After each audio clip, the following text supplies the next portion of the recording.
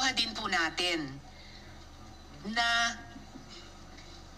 may Alice Leal Guo na nasa database ng NBI. Ito po ang Alice Guo na yon.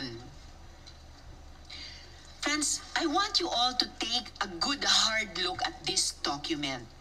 Same ang birthday sa birth certificate ni Alice Leal Guo na tumakbong mayor, July 12, 1986.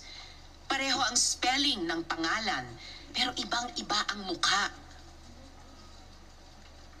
Napakadami ko pong katanungan.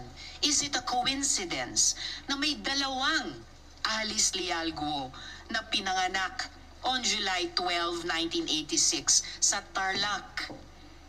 Is it a coincidence that this NBI clearance was applied for just a few days before the date of filing of the delayed registration of birth of the other Alice Leal Guo in Tarlac City?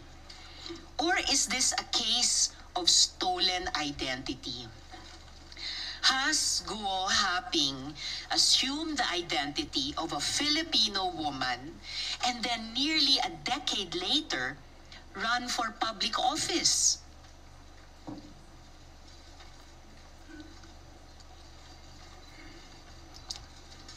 Sino po ang babaeng ito na may pangalang Alice Leal Guo pero hindi kamukha ni Mayor?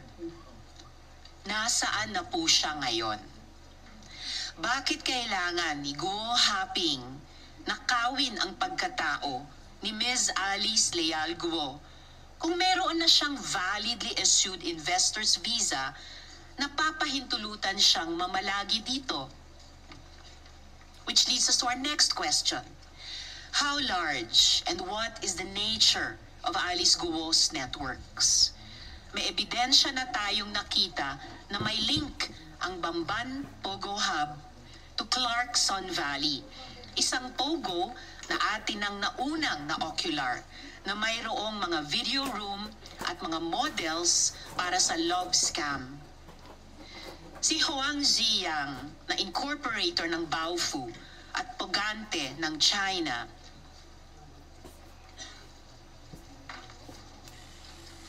ay incorporator din pala ng Sun Valley Clark Hub.